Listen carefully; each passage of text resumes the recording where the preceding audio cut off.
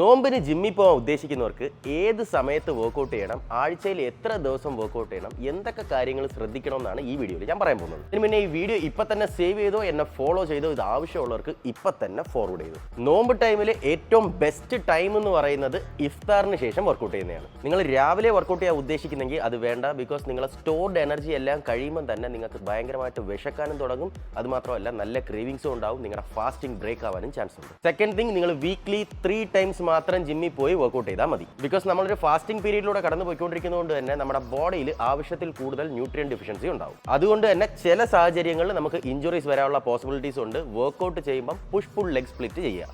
Monday push workout ചെയ്യുക, Tuesday leave എടുക്കുക, Wednesday pull workout ചെയ്യുക, തേഴ്സ്ഡേ ലീവ് എടുക്കുക, ഫ്രൈഡേ ലെഗ് വർക്കൗട്ട് ചെയ്യുക, സാറ്റർഡേ സൺഡേ ലീവ് എടുക്കുക. നിങ്ങൾക്ക് കാർഡിയോയും കൂടെ ഉൾപ്പെടുത്തണമെങ്കിൽ ഈ പറഞ്ഞ 3 ദിവസങ്ങളിൽ ഏതെങ്കിലും ഒരു ദിവസം മാത്രം ലോ ഇന്റൻസിറ്റി കാർഡിയോ ട്രൈ ചെയ്യുക. വർക്കൗട്ട് ചെയ്യുന്നതിന് മുമ്പേ ശ്രദ്ധിക്കാനുള്ള കുറച്ച് കാര്യങ്ങൾ. നോമ്പ് മുറിച്ച ഉടനെ നിങ്ങൾ ആദ്യം ചെയ്യേണ്ട കാര്യം എന്ന് പറയുന്നത് നിങ്ങളുടെ ബോഡി ഹൈഡ്രേറ്റ് ആക്കുക എന്നാണ്. ഡീപ് ഫ്രൈഡ് ഫുഡ്സ് എന്ത് കിട്ടിയാലും മാറ്റി വെക്കുക, പകരം സ്റ്റീംഡ് ഫുഡ്സ് കൺസ്യൂം ചെയ്യുക. ഫുഡ് കഴിച്ചിട്ട് ഒരു 3/4 മണിക്കൂറെങ്കിലും ഗ്യാപ്പ് കൊടുത്തിട്ട് മാത്രം വേണം ജിമ്മിൽ പോയി വർക്കൗട്ട് സ്റ്റാർട്ട് ചെയ്യാൻ. വർക്കൗട്ട് ചെയ്യുന്നതിനിടയ്ക്ക് ക്ഷീണം വരാതിരിക്കണമെങ്കിൽ നിങ്ങൾ കുടിക്കുന്ന വെള്ളത്തിൽ ഒരല്പം ഉപ്പും കൂടെ ചേർത്താൽ നല്ലതായിരിക്കും. ഉപ്പെന്ന് കേട്ട ഉടനെ ഞെട്ടുന്ന ആൾക്കാരുണ്ട്. അവരുടെ ശ്രദ്ധയ്ക്ക് 1 കിലോ ഉപ്പല്ല ഇടാൻ പറഞ്ഞത്, എ പിഞ്ച് ഓഫ് സോൾട്ട്.